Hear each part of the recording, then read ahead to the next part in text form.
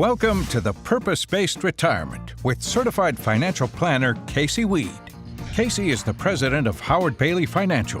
Whatever risk you face during your retirement years, we've got a plan. A published author and radio host. It's not how much we make during the good times, it's how much we keep during those really bad times. His advocacy for retirees and pre-retirees has made him a sought-after speaker and trusted financial leader. And putting a real plan together. This is the Purpose-Based Retirement. For joining us. I am Lee Kelso, joined today by Casey Weade and Marshall Johnson, both financial planners, certified financial planners with Howard Bailey Financial. We begin the program today taking a look at what phase of life you're in and the risk if your investment strategy doesn't match that phase of life. That's an important discussion we're going to have in just a moment. We're hearing from a caller a little bit later. Derek in Andrews, Indiana, feels like he's trapped in an annuity and wants to know what can be done about that. And then later in the program, divorce. It's a financial emergency. But what happens when it applies to Social Security? Should you have a Social Security strategy for divorce? The answer is yes. And we'll talk about that in just a minute. But as I said, we're going to begin today with the whole idea of making sure that your phase of life is in sync with your investment strategy. Casey, why is that so important? Well, we go through different phases of life. As we're planning our investments, we treat them differently when we're in our 20s and 30s than we do if we're in our 40s or 50s, or then if we get in our 60s and 70s. We go through these major phases, and really the two biggest phases are our accumulation phase and our income phase, or accumulation and distribution phase, and we have to treat those two phases very different. When we're in our accumulation years, it's about return at all costs, growth at all costs. We're trying to pinch our pennies, save money, put it away with different investors, maybe different financial advisors, brokers. We're trying to put that in places where it can grow at the fastest pace possible so that we can possibly retire earlier and earlier. But then as we step into those retirement years, that focus shifts. It goes from the return on my money to the return of my money, and now it becomes about income, not accumulation. I've got this big bucket that it costs blood, sweat, and tears to create. Now all I want to do is I want to protect it, and I want to make sure that it takes care of all the risks I have during my retirement years, my emergencies, my income, my inflation needs, healthcare needs, taxes. All of those things have to be taken care of in income, and that's a very different phase than your accumulation years, and it takes a very different set of instruments and tools and focus. Right, because there's risk to not recognizing that shift. I mean, the minute you step into retirement, you're drawing a line in the sand between those accumulation years and your income years. And think about it, when you're in those accumulation years, you're constantly dollar cost averaging if you're investing in your 401k. But when we get to retirement, one of those major risks is reverse dollar cost averaging, because now we're pulling money out of our nest egg every week, and there's an opposite risk to that. But also being aware of where the stock market is. So that's called sequence of returns risk. We don't know what the market's going to be like those first 10 years, and it's a lot more difficult when the markets are nasty. Sure. Well, Lee, you've done over 100 shows with us at this point, right? So what's dollar cost averaging? I'll give you a little quiz. That is putting in a set amount of money on a regular basis, and so I'm buying stocks at the lowest price if I'm assuming the market is going up. Right, and so what we end up doing during our working years, if you've been taking money out of every single paycheck and putting it into your 401k, you're buying more of the market when it's cheap or when it's down, and then you're buying less of the market when it's expensive or it's high. You're effectively timing the market without having to know anything about what's actually going on in the market. But think about it. As you step into retirement, and let's say that you start retirement with $1 million and you're going to draw $50,000 a year. Well, you're only drawing 5% a year, but what if 1 year from now that $1 million is now $500,000 and we need to draw $50,000? Now that's 10% of our portfolio. Now we have to return 10% every single year in order to make sure that we don't run out of money. So that's really what's going on there, and I like illustrations in order to help us really understand how these things work. So I'm going to share a quick story with you over on the monitor. We're going to talk about first Steve. So we got a couple brothers here. Now Steve, he retired in 1990. Steve retired in 1990, went through 1999. The 90s were a wonderful time to start a retirement and invest in the stock market. Over that period of time, time, he started with $500,000 and drew out $30,000 every single year. As he withdrew that $30,000 out every single year, he had some spectacular years in there of growth of 33%, 26%, 22%, 25%. 10 years in, he spent $300,000 and he still has $1.2 million, more than doubled his portfolio over that period of time. Now, what if we reverse that? Now, we've got Bill, who retired in 2000. You know, Bill waited a little too long. Now he retired in 2000, and we went through the tech bubble. We saw 9/11. We saw a major recession, down 40%. His $500,000 turns into $300,000, drawing the same amount of income. At the end of 10 years, he now has only $150,000 left, not $1.2 million left. He's got $1 million less than his brother. That is exactly what we're talking about when we talk about sequence of returns risk and reverse dollar cost averaging. This is why we talk about protecting those funds that we need during retirement and making that shift from accumulation to income, because it's a different phase of your life. Yeah.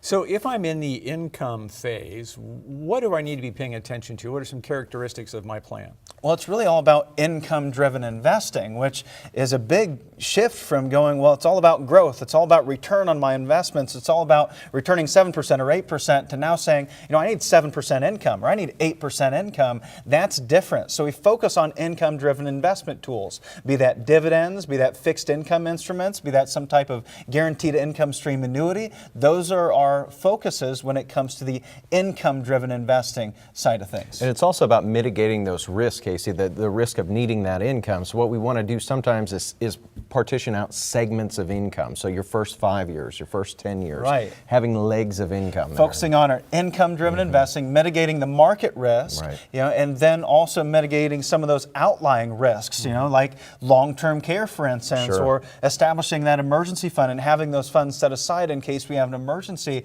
It's taking care of inflation. You know, it's taking care of a lot of those outliers, taking care of the core, and then we're actually going to play some defense by making sure there's always income coming in. Generate 5% in income, and the market has to drop 5% before we break even. How can I be sure that the advisor I'm working with is in sync with where I'm at? If he's still in the accumulation phase and I need to be in income, what's a red flag? Well, what's the language that you hear when you walk into that office? Are you hearing about, well, this is the next best investment. You need return of 6%. We're getting a return on this investment of 7%. Then you say, well, how safe is that? And finally, they talk about the income, dividends, or yield. The first thing should be the income, dividends, and yield. The second thing, the safety. The third thing, the return on or growth of those funds. Mm-hmm. All right, we're going to have to leave it there. We have an offer for the next 5 callers right now. We're offering a custom-designed, easy-to-understand financial review.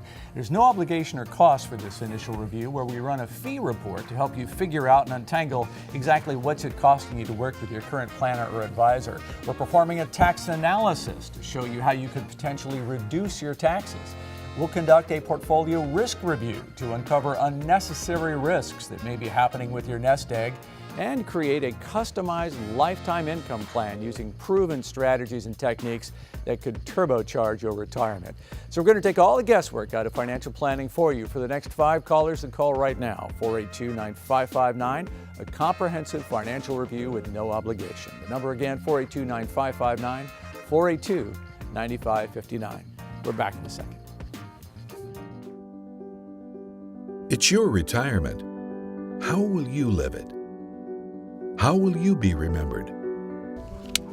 Will you be able to take me on vacation? Will you be there for my ball games? Will you teach me your values? You'll be able to play with me. Oh, help me go to college.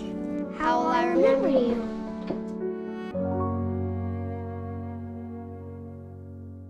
You need a plan for retirement to create the lifestyle you've always dreamed of. The first step is to tune into the Purpose-Based Retirement Radio Hour with your hosts, Casey Weade and Marshall Johnson, every Saturday morning at 11 and Sunday afternoon at 1 on 1190 WOWO and 107.5 FM. And it's time for us to take some questions from viewers. We're going to start with Derek in Andrews, Indiana. Go right ahead, Derek. I purchased an index annuity and found out later my returns were limited to 3% per year. The company says that it is a 10-year contract that I have owned for 8 years, and I have no option other than to take severe penalties. Do I have any other options? Well, Derek, It's unfortunate that you've ran into this situation where you have this indexed annuity that's limiting your returns to 3%. Unfortunately, you are probably somewhat limited in your options, but when we sit down with someone and we find somebody that has been sold a product that just wasn't the best thing for their given situation, we really look hard and figure out what their options really are.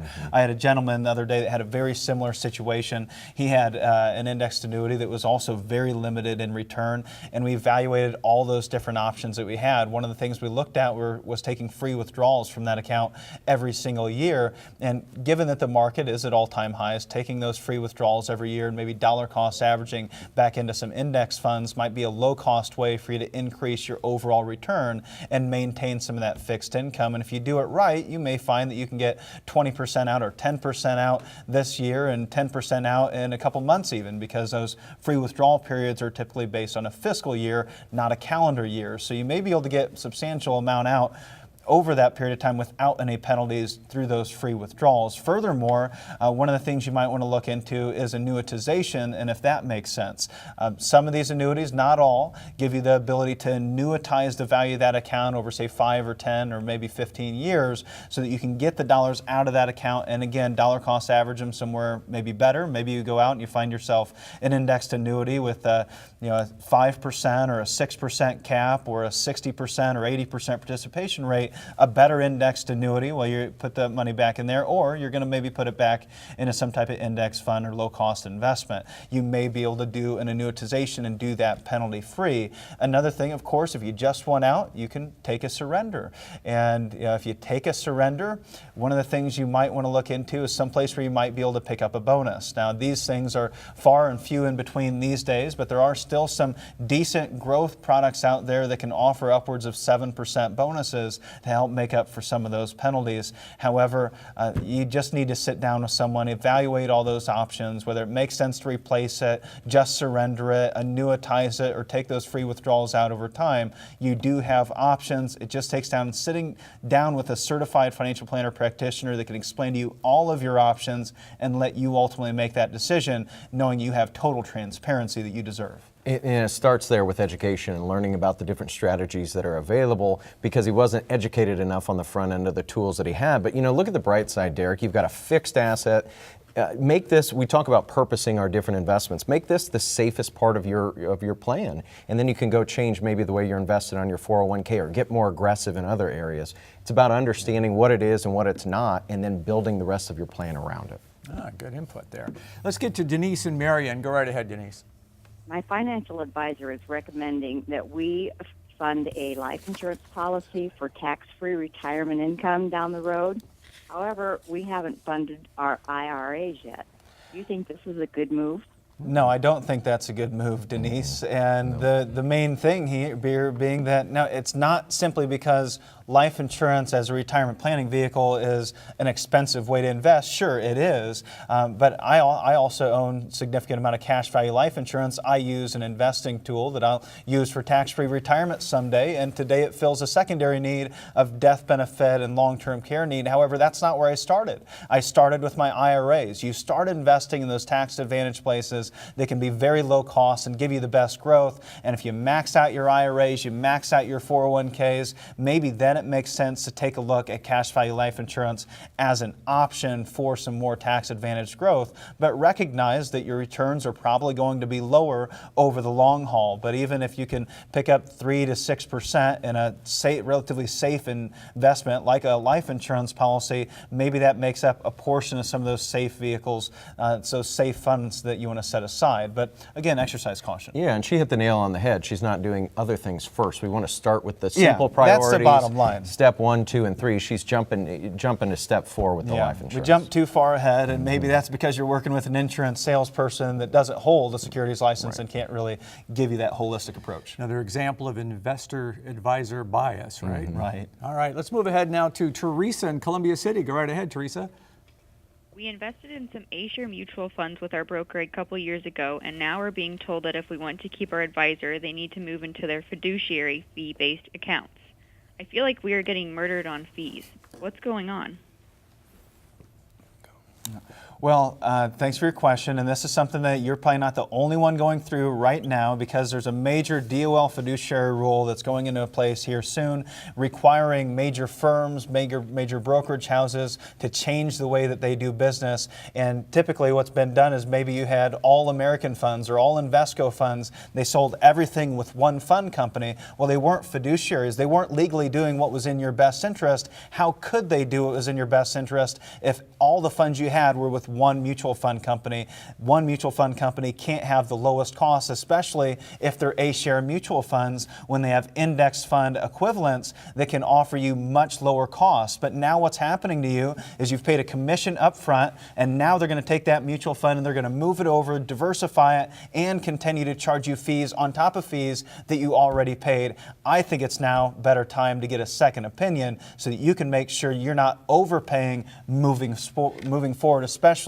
if you've already paid big upfront loads to begin with. Yeah. We're going to make it very easy for you to get that second opinion. For the next 5 callers, we're going to custom design for you an easy to understand financial review. There is no obligation or cost for this initial review. We're going to run a fee report to help you untangle just what it's costing you to work with your current planner or advisor, perform a tax analysis to show you how you could potentially reduce your taxes, conduct a portfolio risk review to uncover unnecessary risks you may be taking with your nest egg, and create a customized lifetime income plan using proven strategies and techniques that really could turbocharge the retirement you're looking forward to. We are taking all the guesswork out of financial planning for you for the next 5 callers who ring right now at 482-9559. It's a comprehensive financial review with no obligation. That number again, 482-9559, 482-9559. Here is our question of the day. What percentage of Social Security benefits of a working spouse is available to a non-working spouse? Is it nothing or all of it? We have the answer coming back. When you have confidence in your retirement future, you can live the life you've always imagined. Because of planning, you now have time to reflect on the wonderful memories of your life.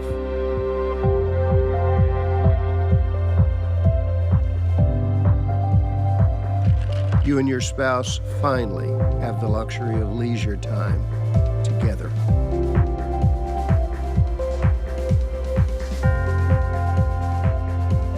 To spend fun times with your grandkids, sharing the joy of their excitement about life.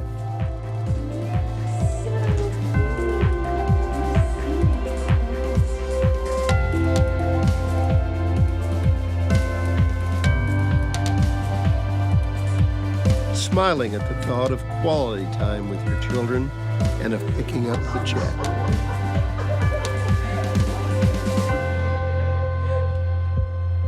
At last, you have time to breathe and rekindle the love of your life. Why? Because you imagined what could be. You planned for retirement. So today, you own your future.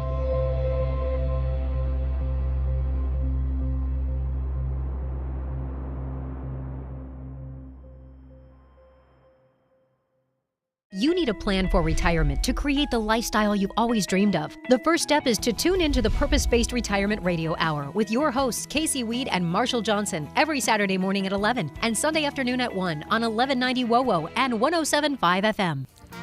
Just a moment ago, we asked our question of the day, and that has to do with exactly what percentage of Social Security benefits of a working spouse is available to a non-working spouse. Casey, which of these choices is correct? Well, Lee, the answer is C, 50%. So you may have had a spouse that stayed at home, took care of the kids, took care of the family, and didn't have any Social Security earnings for their lifetime, didn't qualify for the Social Security benefits. However, they're still able to draw off of your Social Security benefit to the tune of 50% of what's known as your primary insurance amount at your full retirement age. You know, that's one of the things about Social Security. It's the FRA, it's the PIA, it's the SSI, it's all these different abbreviations, and it can become very confusing. It can be especially confusing for spousal benefits and even more confusing for those that have been divorced, especially even more confusing if they're divorced and remarried and divorced again. And so we're going to walk you through some of those scenarios here to help you get a better understanding of first some of the Social Security Security Basics,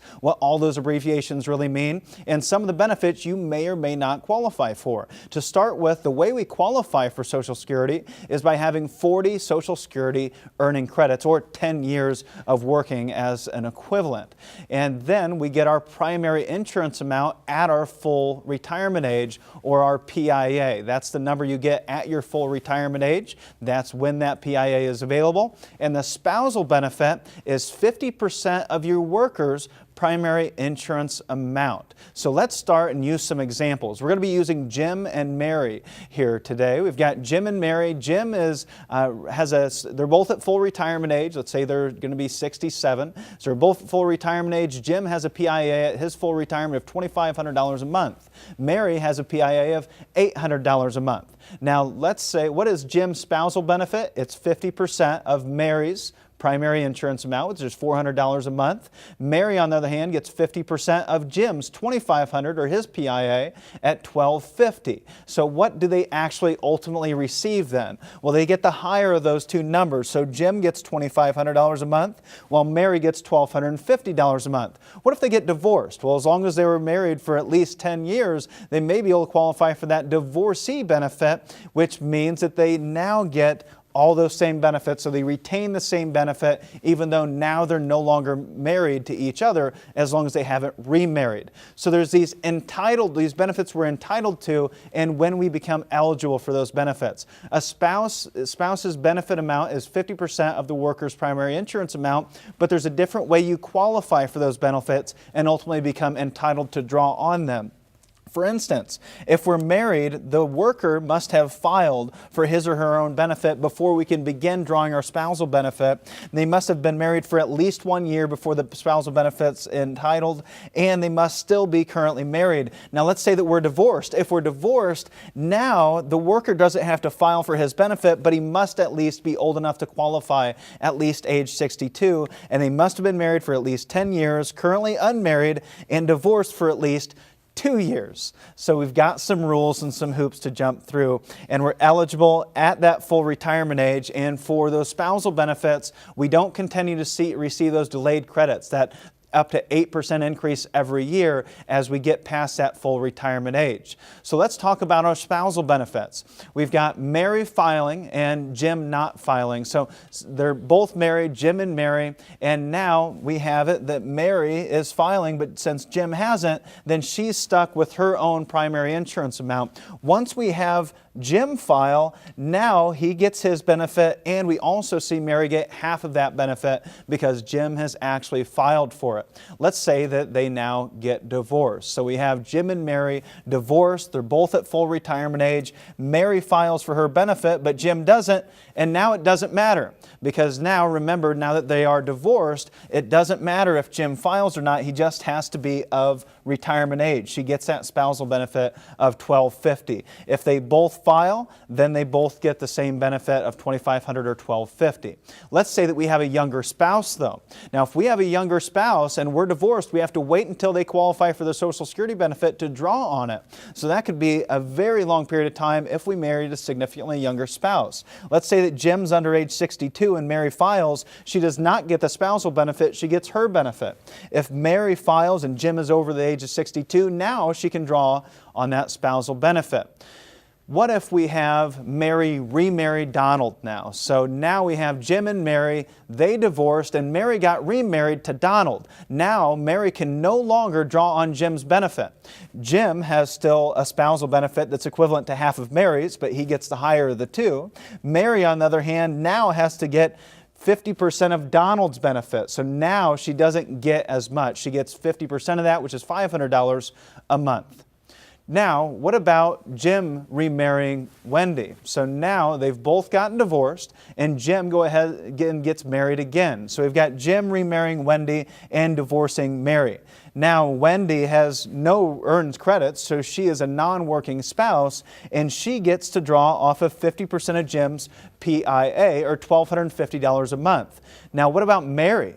Mary, on the other hand, still gets to draw on Jim's benefit. She gets $1,250 a month, even though they're no longer married. So we can conceivably see how we've got two spouses that are drawing off of the same spouse's earnings record. We've got 3 individuals, and it could be 4 or 5, depending on how many divorces actually occur. This is one of the many problems with funding the Social Security Administration.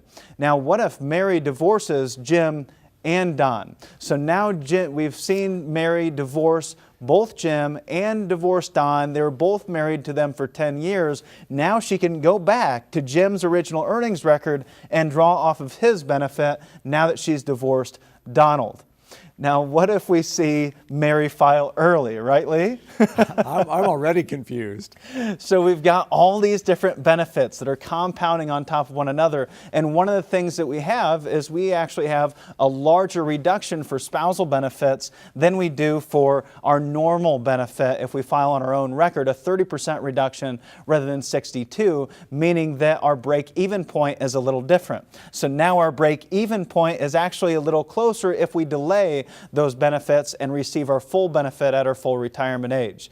So here's some steps. We know there's a lot of things to understand when it comes to Social Security benefits. Over 75 different ways to file, Fidelity says. And so 1, define your own personal benefit. What's your benefit? Go to ssa.gov, print off your latest statement. Number 2, define all of your available benefits. Have you been previously divorced? Maybe you're widowed. Let's take a look at all those available benefits and compare them, and then define all those available income sources, not just Social Security, but all the pieces of the puzzle, your pensions, your rental real estate income, 401ks, IRAs, Roth IRAs, and then integrate all of that into one income strategy. All these things have to come together into a puzzle and make a complete picture in order for you to really understand that next step. It's one of the biggest decisions you're going to make in your financial life as you step into retirement, whether that's a pension decision or a Social Security decision. It's about your income, and these are the types of conversations that if you're not having them with your financial advisor, you may still be working with an accumulation planner,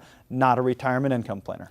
Yeah, good point. I was just going to ask, is this something that a divorce attorney is going to be qualified to counsel me on, or do I need to talk to an investment advisor? I would highly recommend in all cases we're talking to an attorney, a certified financial planner, as well as our CPA, because it's our tax life, our legal life, and our investment life that has to come together and work in synergy in order to really make you be a success for this time in your lives. That in itself is enough to want me to stay married, I think, for the rest of the game. It sounds easier. Yeah, much easier. I agree with that. Hey, for the next 5 callers, we're going to custom design an easy to understand financial review that I hope you'll take advantage of. There's no cost, no obligation for this initial review, where we will run a fee report to help you untangle exactly what is it costing to work with your current planner or advisor. Perform a tax analysis to show you how you might be able to reduce your taxes. Conduct a portfolio risk review to uncover unnecessary risks you may be taking with your nest egg, and also create a customized lifetime income plan using proven strategies and techniques that could turbocharge retirement and make it everything you want it to be. We're hoping to take all the guesswork out of financial planning for you. So for the next 5 callers who call 482-9559, 482-9559 right now, we're going to offer a comprehensive review with no obligation. Again, that number is 482-9559, 482-9559. That's all the time we have today. We will see you next week. Take good care.